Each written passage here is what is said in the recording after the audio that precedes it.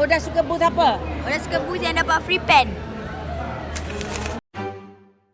Oh yeah, kuatkan radio, kuatkan radio anda. Beli barang dapur, lepas tu beli barang-barang yang macam minyak urus semua. Bawa anak-anak lah jalan-jalan. Tengok-tengok DDM Friend lah. Ada yang minat DDM Friend kan.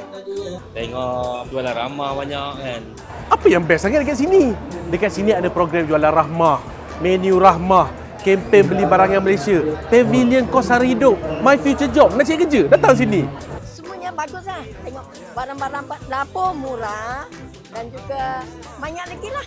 Kita dapat tengok barang yang buatan Malaysia. Lepas tu suka diorang sediakan macam minuman yang sampel-sampel tu. Sukalah bawa anak-anak semua. Ada juga booth-booth yang menarik. Betul. Yang paling best, Oda suka booth apa? Oda suka booth yang dapat free pen. Budak-budak, benda free, usahakan budak makcik-makcik pun. Memang sini menarik kalau datang, macam-macam benda barang percuma pun dapat juga. Dan juga kita boleh explore. Betul. Ada yang dapat cari kerja. Betul. Lepas tu kita ada Jabatan Kebajikan Masyarakat. Macam-macam. Macam-macam boleh kita explore di hari Carnival KPDN 2025 di Kuantan, Pahang. Jadi barang kat sini pun Alhamdulillah berpatutan. Maknanya sesuai lah dengan pendapatan saya B40 dan sebagainya. Kalau boleh tiap tahun nak ada lah. Sebab murah kan. Carnival ni Alhamdulillah okey lah. Dan saya rasa kalau ada lagi tahun depan, boleh besarkan lagi lah.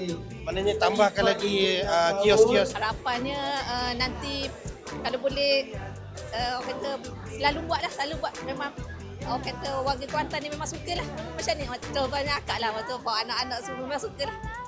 Kalau boleh adakan tiada tahun lah. Untuk karnival macam ni patut diadakan setiap tahun di sini. Dibesarkan lagi, banyakkan lagi agensi yang masuk sini. Selalulah buat macam ni ya. Betul. Tahniah KPDN. Tahniah.